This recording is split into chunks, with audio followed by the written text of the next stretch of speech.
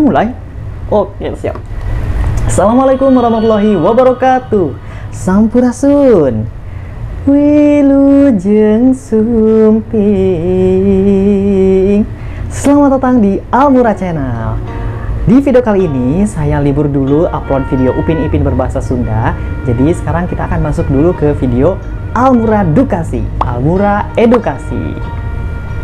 Di video kali ini saya akan memberitahu bagaimana caranya memperkenalkan diri menggunakan bahasa Sunda. Video ini cocok jika kamu bukan orang Sunda tapi mau belajar bahasa Sunda, atau kamu orang Sunda tapi lagi dikasih tugas sama guru bahasa Sunda untuk membuat perkenalan diri menggunakan bahasa Sunda. Oke, sebelum masuk ke materinya, jangan lupa bagi teman-teman yang belum subscribe, silahkan subscribe dulu karena subscribe itu gratis. Oke, tanpa banyak basa-basi, kita langsung aja masuk ke materinya. Kalian harus menyiapkan buku catatan, jangan di screenshot, jangan malas, kamu harus mencatat apa yang saya ucapkan. Karena ketika kalian mencatat, kalian sedang mengingat-ingat ya. Jadi lebih bagus daripada sekedar screenshot untuk dibaca nanti, bisa aja kehapus kan. Oke, langsung aja, malah banyak basa-basi. Perkenalan dalam bahasa Sunda dinamakan wawanohan. Nah, untuk wawanohan biasanya dimulai dengan salam dulu, ya kan?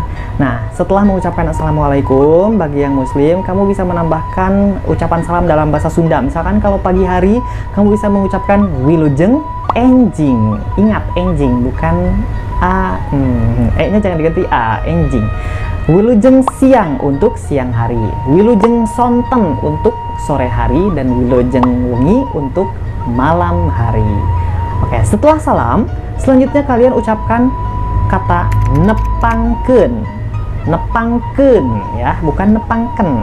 Nepangkeun itu artinya perkenalkan ya. Jadi kalian ucapkan nepangkeun, nah, gitu ya. Setelah mengucapkan kata nepangkeun, masuk ke poin pertama yang harus kalian ucapkan, yaitu menyebutkan nama. Tentu saja ya. Menyebutkan nama ini ada 3 opsi. Opsi yang pertama, nepangkeun nami abdi Sukijan. Nah, itu ya. Nepangkeun artinya perkenalkan, nami abdi nama saya, Sukijan namanya. Kemudian opsi yang kedua, nepangkeun wasta pun sukiman. Nepangkeun perkenalkan, wasta itu artinya nama, pun sukiman. Pun ini saya lupa arti tepatnya, intinya tentang kepemilikan diri sendiri, tapi dibacanya harus dipisah, wasta pun sukiman, jangan wasta pun sukiman, wasta pun sukiman. Kemudian opsi yang ketiga, nepangkeun simkuring sumanto. Jadi perkenalkan, saya Sumanto. Nah, jadi untuk simkuring ini biasanya digunakan oleh orang-orang saat di forum yang formal ya. Nah, untuk yang nami abdi dan wasta pun itu termasuk bahasa halus juga.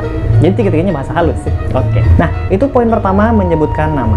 Sekarang setelah menyebutkan nama, kamu menyebutkan nama panggilan. Nah, bagaimana caranya? Cukup simpel, yaitu cukup menyebutkan nenehna manto, misalkan gitu. Tadi namanya Sumanto, nenehna manto, jadi panggilannya manto. Atau kamu bisa menggunakan opsi yang kedua, yaitu biasa disebat manto atau sok disebat manto, kayak gitu. Itu untuk nama panggilan. Lanjut, opsi yang ketiga. Kalau ketinggalan kalian pause aja ya. Opsi yang ketiga menyebutkan umur. Contohnya, Yuswa Abdi 100 tahun. Nah, kata si Manto tadi ya. Yuswa Abdi 100 tahun. Yuswa artinya umur, Abdi saya 100 tahun. 100 tahun. Jadi umur si Manto 100 tahun. Atau bisa juga dengan simpelnya simkuring 100 tahun. Nah, saya 100 tahun. Nah, begitu ya. Oke, setelah menyebutkan umur, kamu bisa menyebutkan poin yang keempat, yaitu asal kamu dari mana, tempat tinggalnya ya. Misalkan sekarang saya lagi ada di Depok, tinggal di Depok, tapi saya aslinya dari Sukabumi. Bisa menyebutkannya begini, Abdi kawit ti Sukabumi. Saya, kawit itu berasal, ti dari Sukabumi. Saya berasal dari Sukabumi. abdi kawit di Sukabumi, atau simkuring kawit di Sukabumi. Nah, begitu ya. Oke, lanjut ke poin yang kelima. Kamu bisa menyebutkan hobi. Caranya, kalangenan abdi ngahaleang. Artinya, hobi saya bernyanyi, atau kamu hobinya berenang.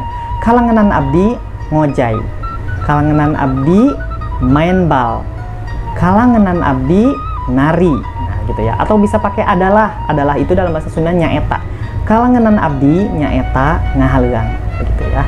Lanjut poin yang keenam, terakhir. Kamu bisa menyebutkan cita-cita.